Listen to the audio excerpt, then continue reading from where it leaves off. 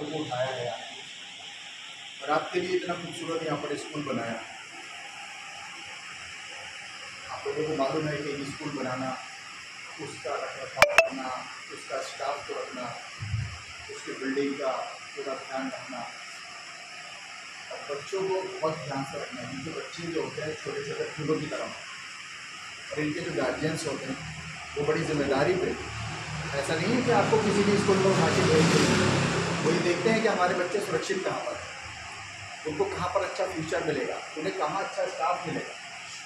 तो ये स्कूल जो आज चल रहा है सरदार हमीदी, अगर आप मुझसे पूछें तो मैं इसको 10 में 10 नंबर दूँ।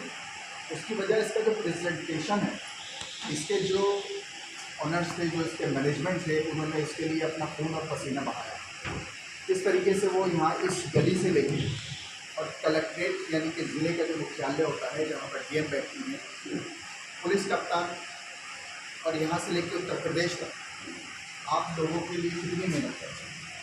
आप लोगों को सजाते हैं, संवारते हैं, पढ़ाते हैं, वो इल्म आप लोगों को देते हैं जिससे कि आप खुद कलेक्ट्रेट में कल को डीएम बन के बैठे, है ना, पुलिस कप्तान बन के बैठे। अगर आप लोग दुनिया का इतिहास उठा के देखें तो वही बच्चे, उन्होंने ही अपने माँ बाप का, अपने मुल्क का नाम रोशन किया है, जिन्होंने इल्म हासिल किया। तो मैं ये देख रहा हूँ कि ये स्कूल, जबकि काफ़ी स्कूल बंद हो गए, बड़े बड़े अच्छे स्कूल बंद हो गए, इस स्कूल के चलने का मकसद क्या है, ऐसी क्या खूबी है इसके अंदर, इनके मैनेजमेंट के अंदर, कि ये स्कूल आज भी जिंदा है और बहुत तेज़ी से दौड़ रहा है। आप लोगों का विश्वास, आप लोगों गार्जियन का उनका विश्वास, तो आप लोगों को इसका फ़ायदा उठाना है। जिस तरीके से आपके वालिदैन पेरेंट्स आपको कब पैसा खर्च करते हैं, तो उस पैसे को आपको वैल्यू जानते हुए सिर्फ पढ़ाई को बड़ी फोकस करना है। और अगर आप बेहतरीन इल्म हासिल करेंगे तो आप हिंदुस्तान की किसी भी पोस्ट पर बैठ सकते। आपने यूसुफ, उनका काफ़ी जो थे ऐसे स्टूडेंट्स रहे हैं, यूसुफ भी करता था, वो यहाँ से निकला, फिर आगे जामिया गया, जामिया से फिर उसने और क्लासेस पास की हैं और टॉपर्स रहा है। इसी तरीके से और भी अमरोहा के बच्चे हैं, तो उन बच्चों की फहरिस्त आप भी शामिल हो सकते हैं। मलाला का नाम सुना होगा आपने, अफ़गानिस्तान की एक बच्ची थी, रूरल एरिया की थी, तो उसने पूरी दुनिया में क्यों नाम रोशन करा? क्योंकि उसके पास इल्म था, उसका कई भाषाओं के ऊपर यानी कि कई लैंग्वेज के ऊपर कमांड था। तो जब आप अच्छा पढ़ते हैं तभी आप आगे बढ़ सकते हैं। तो मैं आज आप लोगों के बीच में आया हूँ, इतने प्यारे प्यारे बच्चे माशाल्लाह यहाँ पर मौजूद हैं, और लोगों को यहाँ भेजा है पढ़ाई के लिए भेजा।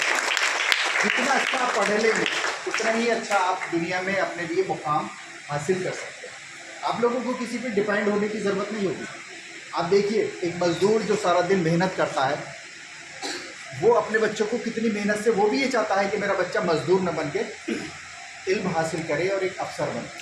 तो आप लोगों को अपने माँ बाप की जो आपके लिए मेहनत कर रहे हैं, है ना, वो भी सुबह को उठ जाते हैं, वो भी आपकी तरह पढ़ते हैं, आपको यहाँ तक छोड़ते हैं, रिक्शा से छुड़वाते हैं, तो उसके पीछे भी उनकी जो मेहनत की कमाई है वो सब खर्च होती है ना, इसलिए ताकि एक अच्छे इंसान बने, आप अपने पैरों पे खड़े हों, अपने माँ बाप का, अपने मुल्क का नाम रोशन करें। तो आप जो है ना, प्राथमिकता अपनी पढ़ाई को ही दीजिए। इस वक्त मौका है आपके पास। बहुत से बच्चे ऐसे हैं, मैंने देखा है कि स्कूल चल रहा है और वो बाहर से खड़े होके बच्चों को देखता है कि काश मैं भी इन बच्चों के साथ पढ़ पाता।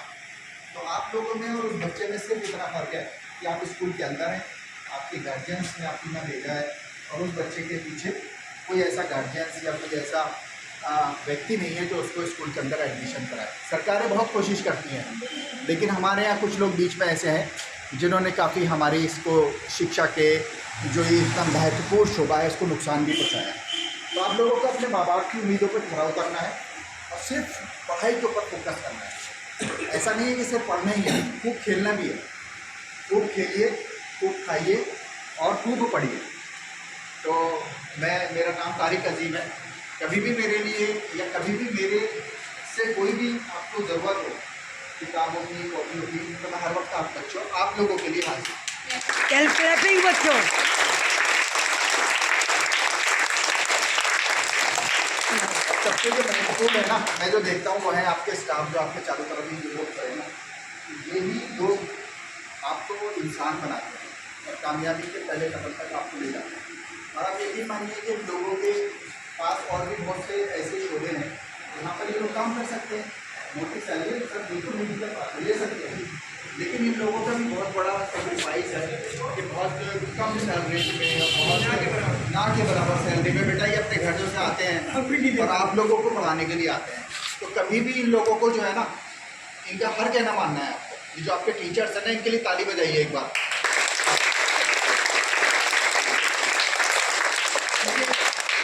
डॉक्टर साहब के बराबर में एक साहब और खड़े हैं, वो भी वकील साहब है, और वो भी यही के लिए हुए बोझ है, फीस यही के फैजान भाई के साथ। और इसी बेटा आपको बता दें कि फैज़ान और इनके भाई दोनों बच्चे यहाँ पैदा होने के बाद से ही हमारे साए में ही पले हैं। इनकी मम्मी ने बेहद मेहनत करके इनको और इनकी बहनों को पढ़ाया है। फिर हम आपको बता दें, लड़के पढ़ने में दिल बिल्कुल नहीं लगाते, सुबह से बैट बॉल लेके फील्ड में होते हैं, फ़ोन आते हैं कि मैडम आ जाइए, बच्चा नहीं आ रहा। लेकिन अगर फ़ोन पे पता चलता है तो बच्चा फ़ौरन आ जाता है। कम से कम ये लोग हमारा कहना बहुत मानते हैं, क्लैपिंग हमारे कहने से आ जाते हैं।